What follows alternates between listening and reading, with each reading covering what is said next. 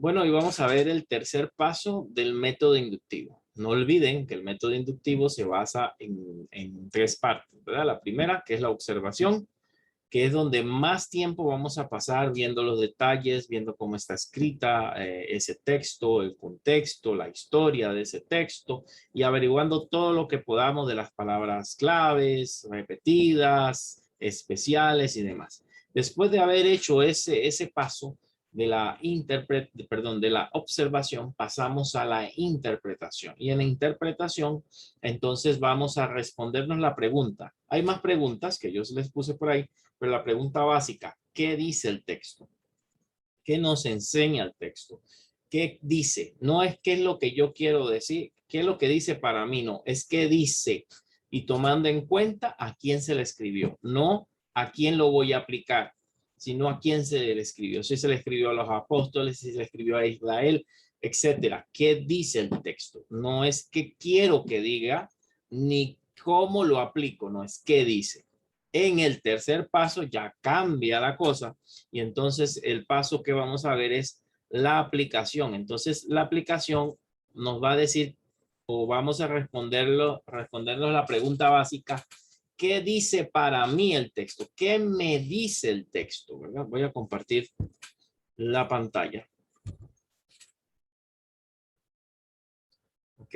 La aplicación del método inductivo. Vamos a ver si puedo abrir esto. Ok, vamos a ver sobre el tema de la aplicación.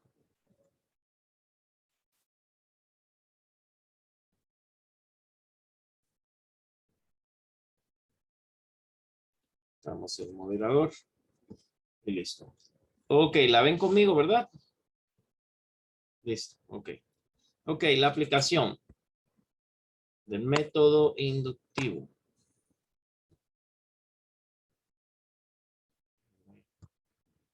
Esto. Ok, listo. Ok, ¿qué es la aplicación?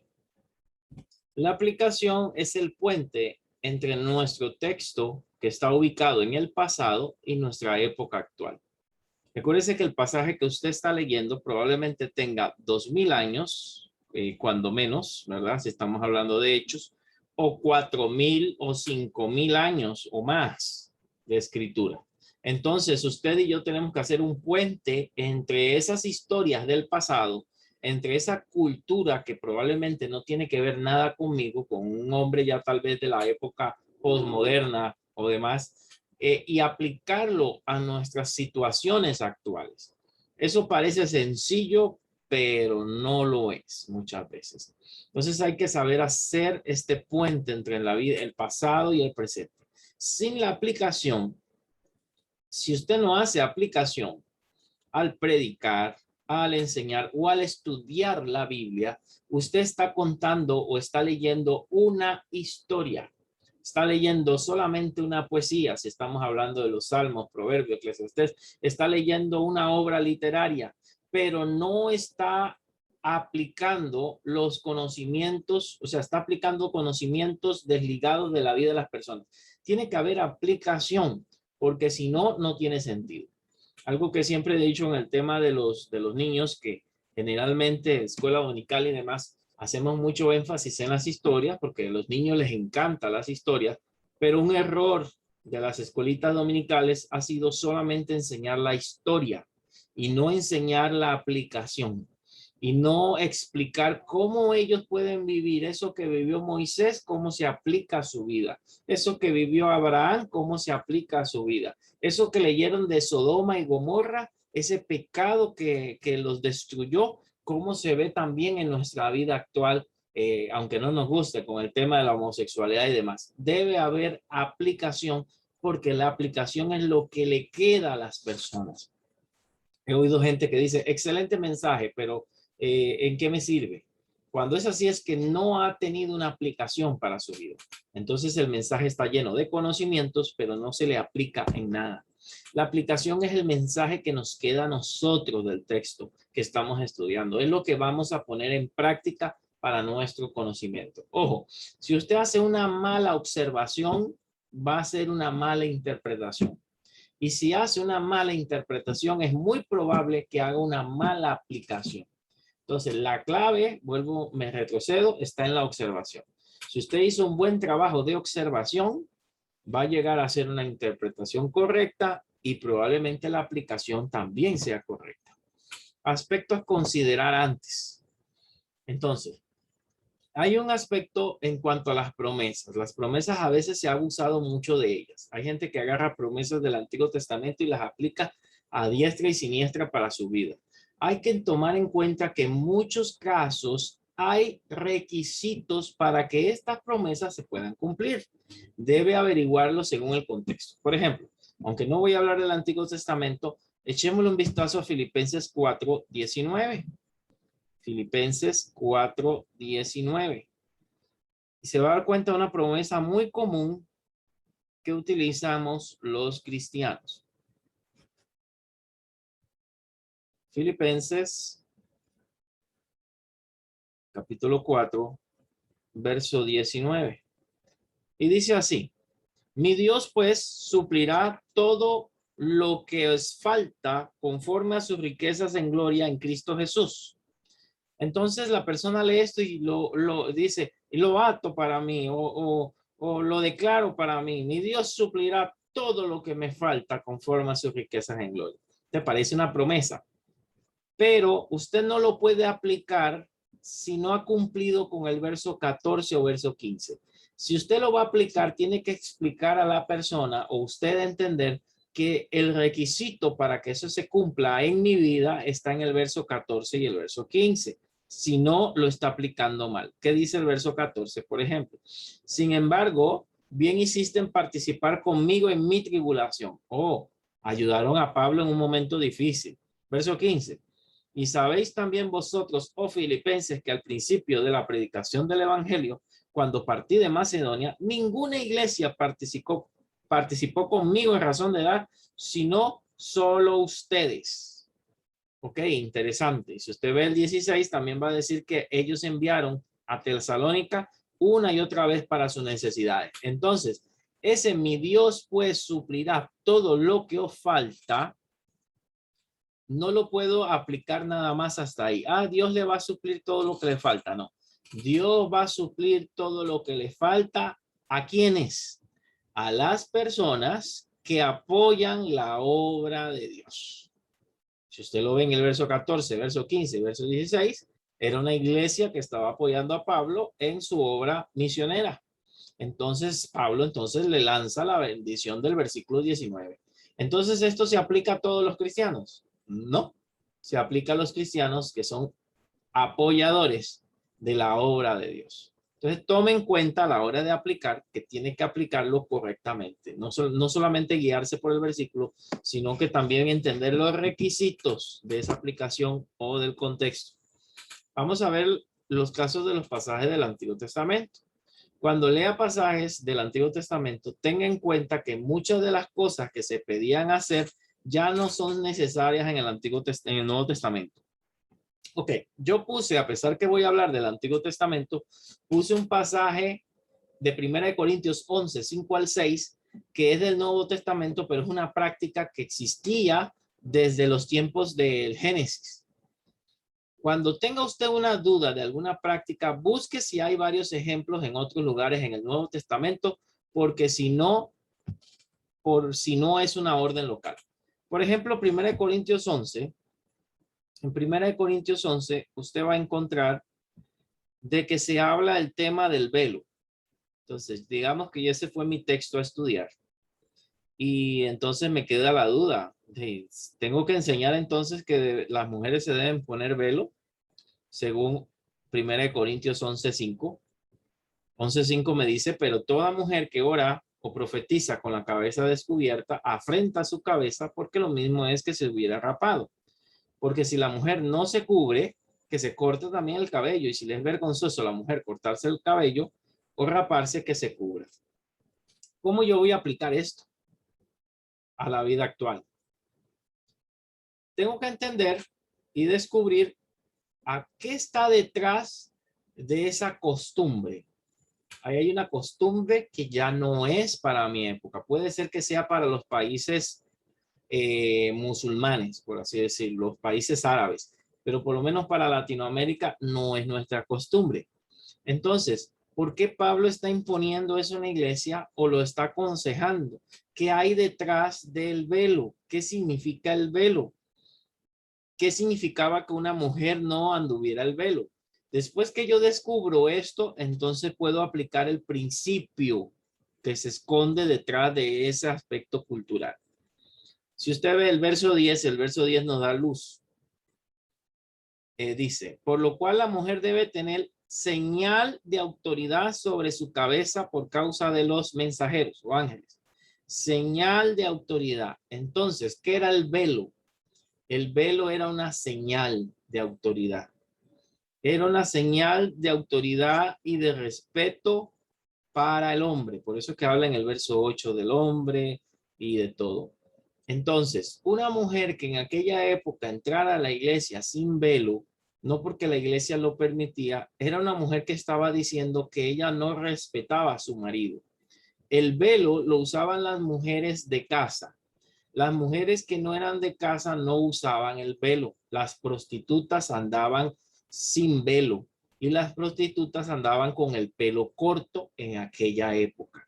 Eso significa que hoy en día las mujeres que tienen pelo corto son prostitutas o las mujeres que no usan velo son malas mujeres. No, en aquella época sí. Entonces, a la hora de yo aplicar este texto, ya yo lo investigué, encontré qué significaba el velo, lo que significaba.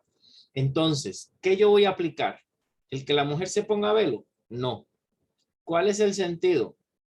Ahí, el respeto hacia su familia y hacia su esposo. Eso es el principio que se encuentra detrás de esta narración. Entonces, si yo voy a enseñar o voy a predicar o estoy estudiando, yo debo entender que aquí me está enseñando la palabra de Dios de que la mujer, igual se aplica al hombre, debe ser respetuosa del marido, debe verse decente y que la gente, la cultura o la comunidad la vea como una mujer decente. Estamos hablando del testimonio.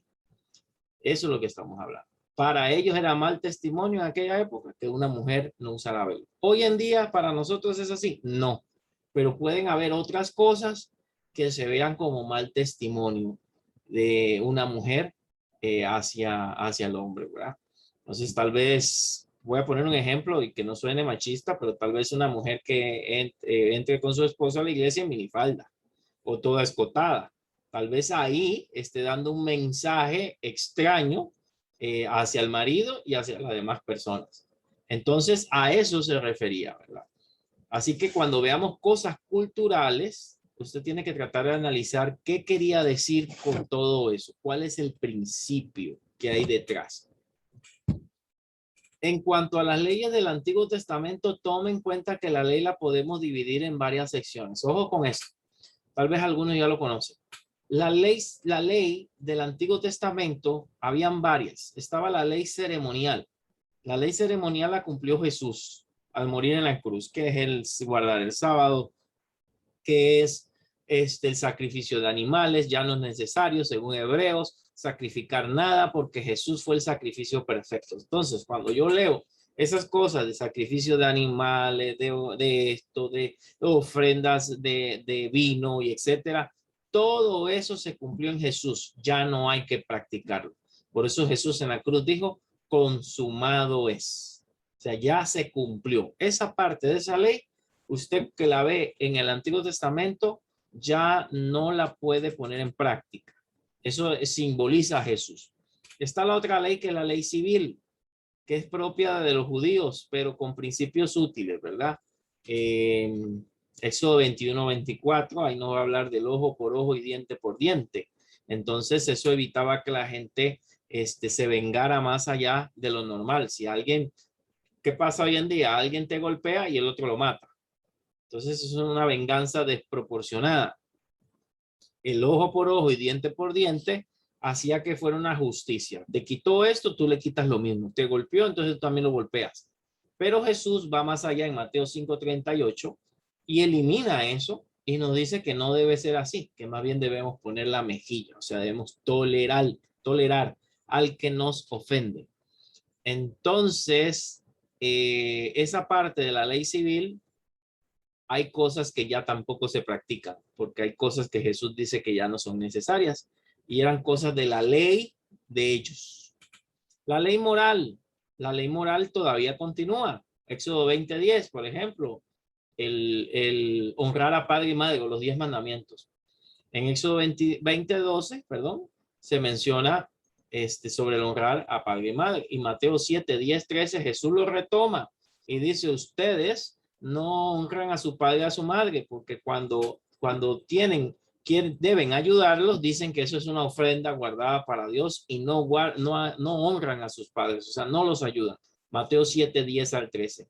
Entonces, la ley moral todavía continúa, no matar, no codiciar, esa ley todavía continúa y Jesús más bien la amplía. Y algunos añaden la ley dietético-sanitaria. ¿Cuál es esa? Bueno, el no comer sin lavarse las manos, el que si había un leproso había que gritar y alejarse de él. El leproso debía gritar y decir leproso, leproso, como la mujer con el problema de flujo de sangre, ella estaba incumpliendo esa ley y estaba acercándose a una multitud. ¿Para qué esta ley tan despiadada? Era para evitar pandemias, era para evitar epidemias en aquella época, era para guardar la salud. Hoy en día no hay que usarla porque hoy tenemos otros métodos de cuarentena que ya no, esto ya no aplica. Cuando usted lo lea, ya no aplica. Ya no se puede aplicar de la misma manera, ¿verdad? Entonces tienen que tomar en cuenta que prácticamente de la ley de Moisés es la ley moral la que aplicamos y algunos principios que podemos tomar de algunos ejemplos allí. Otros aspectos a considerar. Recuerde que los principios no son totalmente literales. Son una idea general que se puede aplicar a algo sin caer a los detalles que no son de mi época. Ya vimos buscar el principio de 1 Corintios 11:10 es el respeto. Todo el asunto del velo, todo el asunto del pelo, todo el asunto que estaba allí no es para que lo guardemos literalmente, porque ya estamos en otra época y en otra cultura. Pero el respeto sí es el principio. La pareja se deben respetar el uno al otro. En ese caso la mujer, ¿verdad? El hombre, pero también el hombre también se respeta su forma de vestir, su forma de tratar a la mujer, de tratar a otras mujeres, de mirar a otras mujeres enfrente de él. Entonces, hay que buscar el principio que se aplica en esos pasajes difíciles o que tienen temas culturales. No todas las promesas u órdenes en la Biblia son directamente para mí. Ojo con eso. Algunas se pueden aplicar, otras no tienen sentido que se apliquen, pues era para una persona específica. Si usted lee Génesis 24:7, usted encuentra que ahí se menciona de que a Abraham se le pidió, sal de tu tierra y de tu parentela a la tierra que yo te mostraré. Pregunto, ¿eso se aplica a usted si usted lo leyó? Usted tiene que salir de su familia, usted tiene que dejar su familia. Yo leí este texto, ay, Dios me está hablando, tengo que dejar mi familia e irme a una tierra ahí desconocida. No, no se aplica porque eso era algo personal para Abraham, no para ti. Ahora, puede ser que Dios use el texto para hablarte, tal vez de un llamado misionero o algo específico. Esa sería una excepción, pero ese texto no se puede aplicar. Tal vez podamos sacar principios, como que, como cuando Dios nos llama, debemos abandonar lo que nos ata, lo que nos amarra, ¿verdad? A muchas cosas por cumplir el llamado de Dios, tal vez, pero usted no lo puede aplicar literalmente. Entonces hay cosas que no se pueden aplicar porque no son para mí. Tengo que tenerlos claros. Y ahí es donde en la observación yo tengo que preguntar a quién le habló, a quién le dio esa promesa. Esa promesa era para Abraham, no es para Vladimir, era para Abraham. Que la puedo aplicar en un contexto X, sí. Tal vez cuando me vine de Panamá acá, a Costa Rica, tal vez. Dejé mi parentela, dejé esto. Pero no se le aplica a todo el mundo. Entonces hay que tener en cuenta eso a la hora de aplicar. Aspectos antes a considerar también, aquí hay otros más, ya casi termino esta parte, aunque no toda la Biblia, dice la Biblia, fue escrita para mí directamente, aquí quiero poner una excepción a lo que estoy diciendo. Aunque no todo lo que dice la Biblia fue escrito para mí directamente, hay mucho que podemos aplicar. ¿Cómo me doy cuenta si cierta promesa o mandato es aplicable? Tomando en cuenta si no es un mandato de un aspecto cultural distinto al mío. Y si es así, solo puedo buscar un principio. Vamos a ver un pasaje, San Juan 13, verso 14, que es cultural también, pero que algunas iglesias lo aplican como un mandato literal. Y la idea no es criticar, sino que ustedes puedan entenderlo a través de este ejemplo. ¿Cómo nos podemos confundir? San Juan 13, 14. Dice, pues si yo el Señor y el Maestro he lavado vuestros pies, vosotros también debéis lavar los pies los unos a los otros. Porque ejemplo os he dado para que como yo os he hecho, vosotros también hagáis. De cierto os digo, el siervo no es mayor que su señor, ni el enviado es mayor que el que le envió. Ok, Jesús le dice a ellos que deben lavarse los pies los unos a los otros.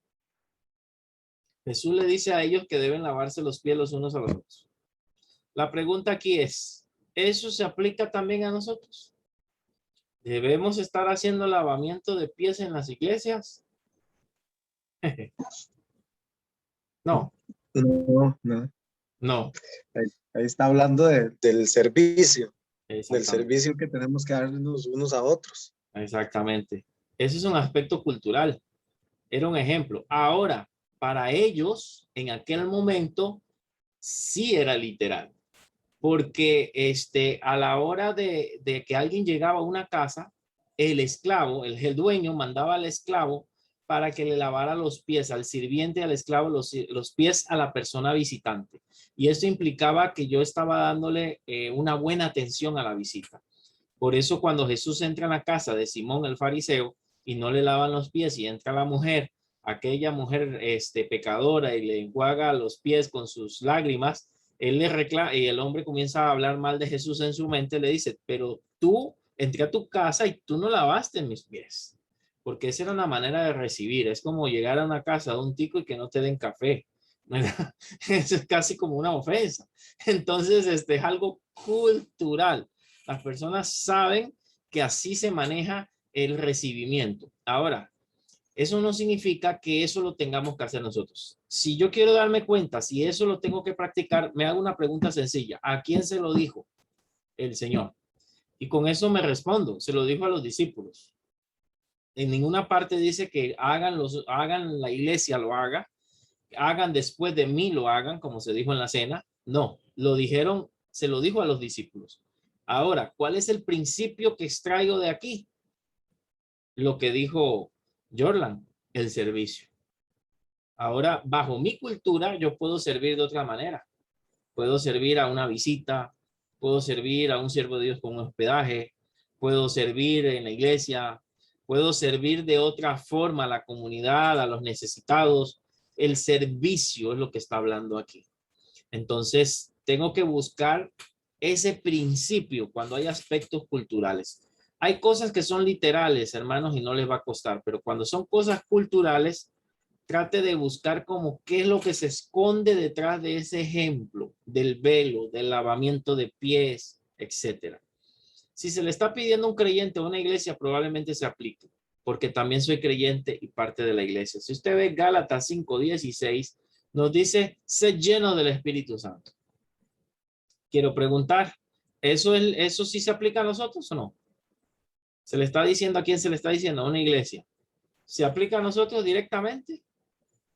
Sí, claro. Claro, literalmente tenemos que ser llenos del Espíritu Santo. Aquí no hay nada simbólico, aquí no hay nada de ejemplo, no hay nada cultural, es directo, sean llenos. Se le dijo a una iglesia y como nosotros también somos iglesia, también se me aplica a mí, en este caso directamente.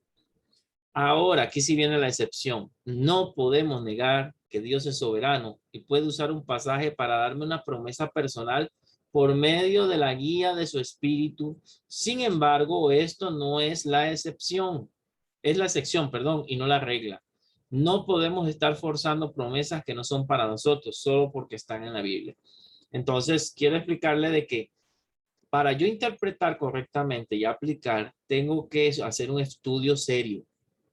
No es agarro la Biblia y agarro cualquier versículo y a la mano de Dios lo que agarré, eso es lo que Dios me está hablando. No, eso hay un chistecito ahí. Yo no soy bueno para decir chiste, pero hay una idea donde un hombre quería saber que, Señor, háblame. Y entonces comienza a mover las páginas de la Biblia hacia la suerte, ¿verdad?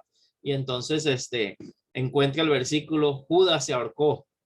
Uy, santo Dios. Entonces, Señor, Señor, sígueme hablando. Y sigue moviendo la Biblia y pone el dedo ahí. Ve y haz tú lo mismo. Y el hombre creyó que esa era la voluntad de Dios, matarse, ¿verdad? Esa no es la manera correcta de estudiar la Biblia. Usted tiene que sentarse y aplicar estos 3 pasos como mínimo para poder estudiarla. Ahora, hay excepciones donde Dios utiliza un versículo y como que te estuviera hablando directamente a ti. Son excepciones. No lo puedo negar porque el Espíritu Santo hace como Él quiere, pero son excepciones y no es la manera correcta de estudiar la Biblia. ¿Ok? Que les quede clarito. Todos hemos tenido esa experiencia. O abrimos la Biblia y de repente estoy pasando una situación y el versículo es como si fuera directo para mí. Claro que sí, pero no puedes usar eso siempre. Tienes que estudiar la Biblia. Algunas preguntas de aplicación. Aquí ya vamos a las preguntas. ¿Cómo se puede aplicar para mi vida? O sea, esto que estoy estudiando, este texto, ¿cómo se aplica a mi vida? ¿Qué significa para mí? Si el pasaje era un mandato o una orden, pregúntese, ¿hay un mandato que obedecer? Si el pasaje dice, id y hacer discípulos a todas las naciones, ese es el mandato, hacer discípulos a todas las naciones. Entonces, si el pasaje es una narración, si yo estoy leyendo la historia, un ejemplo de Jesús en la barca, etcétera, tengo que preguntarme si hay un ejemplo a seguir o un mal ejemplo que debo evitar. Bueno, si ya agarré la historia de Jesús en la barca, entonces encontramos de que Jesús está acostado, ¿verdad? Está durmiendo y los discípulos están desesperados sin fe. Eso es un mal ejemplo, más bien. Entonces yo no debo ser como los discípulos que en los momentos que se levantan los problemas, no tengo fe y comienzo a reclamarle a Jesús. Ahí hay un ejemplo que evitar, ¿verdad? Entonces, así yo le aplico estas preguntas al pasaje. Pregúntese también si este texto o pasaje hay una promesa para hacer la mía. Ya yo hablé sobre las promesas que tengo que tener cuidado, pero bueno, me pregunto si hay algo que promete el Señor y cuáles son los requisitos para alcanzar esa promesa. Me pregunto, como cuando vimos el velo y el lavamiento de pies, cuáles son los aspectos culturales que son muy distintos a los suyos o a los míos. Pregúntese, ¿hay algún principio que pueda aplicar? Bueno, usted vio que del velo el principio era la sujeción y el respeto al marido. Y usted vio que del lavamiento de pies el principio más bien era el servicio. Entonces hay aspectos que son culturales y raros para nosotros, pero pueden esconder un mensaje, un principio. Entonces yo no voy a aplicar literal o cultural, pero sí voy a aplicar el principio que se esconde detrás de ese ejemplo cultural, de ese aspecto cultural. Si hablamos de la circuncisión, creo que Gálatas aplica la circuncisión a un cambio en el corazón, ¿verdad? Entonces ya no es física, porque por ahí hace unos años un pastor estaba circuncidando hermanos allá en Guanacaste. Entonces, nada que ver. Ya la circuncisión es del Antiguo Testamento, ya pasó y simboliza el cambio que hay en el corazón. Ahí dice que lo que debe estar circuncidado es nuestro corazón. Y eso es al arrepentirnos de nuestros pecados. Entonces, tengo que tener cuidado con esos aspectos culturales. Y esta tarea no era para ustedes. Entonces, bueno, más bien, si ustedes están leyendo un texto, voy a poner la tarea, pueden seguir estos pasos. Toma un pasaje que usted esté trabajando en la interpretación, le busca la aplicación por medio de las preguntas que hemos estudiado. Para hacer la aplicación, usted puede iniciar con una frase como, lo que debo hacer es tal cosa. Ahí usted está aplicando. Lo que debo hacer es tener fe en los momentos difíciles, como no tuvieron los discípulos cuando estuvieron en la barca.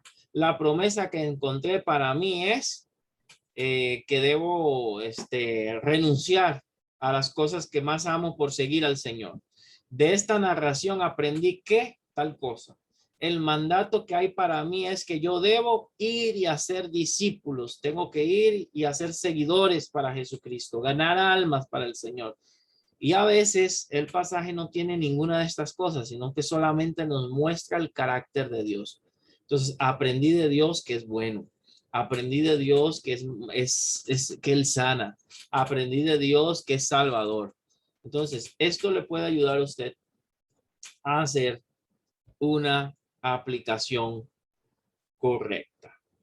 Entonces, no olviden los 3 pasos que hemos estado hablando, ¿verdad? No olvidemos los 3 pasos que hemos estado hablando.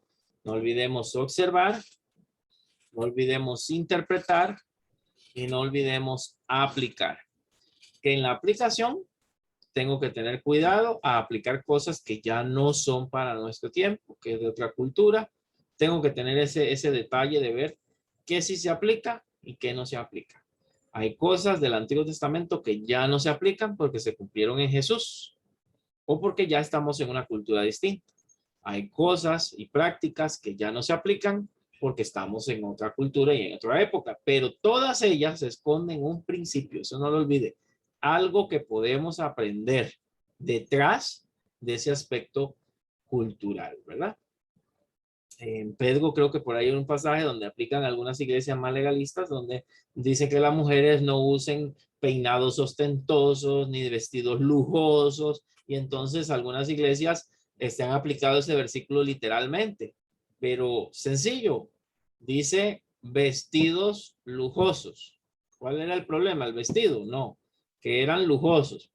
Y parece que esa iglesia se encontraba en un lugar de pobres, entonces habían algunos ricos que les gustaba rajar, ir a algunas mujeres con vestidos lujosos y peinados con muchos adornos, pero era para llamar la atención sobre su cuerpo. Entonces ahí el principio no es que no deba usar joyas, ahí el principio es que no debo llamar la atención, ¿verdad? Vestir de una manera extravagante que llame la atención y desvíe la atención de los hombres o de las demás personas hacia mí, o las mujeres hacia mí, ¿verdad? Un pastor ahí lleno de joyas en el pecho ahí como Mario Baracus y cadenas y todo, entonces también se aplicaría de esa manera.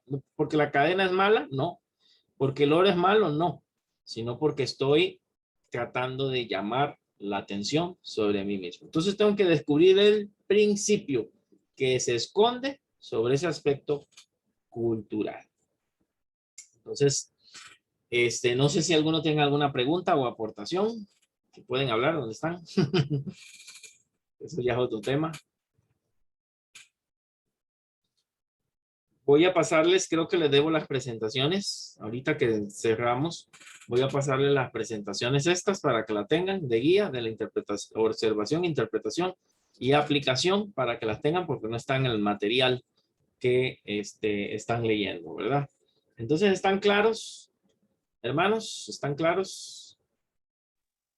Sí, pastor, muy interesante todo lo de la aplicación. Un día tuve una conversación con mi suegra que ella me decía, pero es que se habla del Antiguo Testamento y se predica, pero hay unas cosas que no y otras cosas que sí. Y Exacto, difícil para exactamente, algunos. sí, y exactamente eso era lo que yo le decía a Sí, ella, ¿verdad? Que hay principios que se sí, sacan y Dios nos revela a través de la palabra, ¿verdad? Todo ese proceso, esos principios que debemos de aplicar. sí. ¿Alguien más? Bueno, eh, sí. Me pareció que iban a hablar. Recuerden también que estamos hablando de 2 pactos, ¿verdad? El antiguo pacto y el nuevo pacto. Entonces, el antiguo pacto, ese es un pacto con el pueblo de Israel, que tiene que ver con las leyes, los mandamientos y demás, y varias cosas. Cuando se hacía un pacto, estos pactos se hacían después de otro nuevo, el pacto se renovaba algunos aspectos del pacto viejo pasaban a ser parte del pacto nuevo y algunos otros aspectos eran eliminados. Es como la ley de Costa Rica, cuando hacen una modificación a la ley, hay cosas que quedan de las leyes anteriores y hay otras que eliminan porque la modifican. Entonces, el Nuevo Testamento tiene cosas del pacto viejo todavía, pero no todo. Y muchas de esas ya se acabaron, ¿verdad? Terminan ahí. Entonces hay que entender eso, de que hay cosas que se aplican y otras que no. Pero ¿cómo me doy cuenta? Un tip para esto, me puedo dar cuenta es buscando esto si está en el Nuevo Testamento. Si está en el Nuevo Testamento, si Jesús lo mencionó, esa práctica, si Jesús habló sobre eso, o los apóstoles. Si yo no encuentro a Jesús ni a los apóstoles hablando en el Nuevo Testamento sobre dicha práctica, entonces ya no es, probablemente ya no es para nuestro tiempo. Entonces es un aspecto más sencillo. Ver qué dice el Nuevo Testamento sobre eso que habla del Antiguo Testamento. Si se repite, ¿verdad? Porque hay cosas que se repiten, el amar al prójimo, el amar a Dios sobre todas las cosas, el servicio a Dios, etcétera. Hay cosas que se siguen repitiendo. Entonces sí, porque se ve también en el Nuevo Testamento. Entonces hay que tomar eso en cuenta, ¿verdad? Hay otros detalles también, que hay prácticas que todavía las iglesias tenemos que en el Antiguo Testamento, que en el Nuevo Testamento no aparecen como muy claras, pero eso lo dejamos para otra ocasión. Entonces esa sería la parte que íbamos a tratar hoy sobre lo que es la aplicación.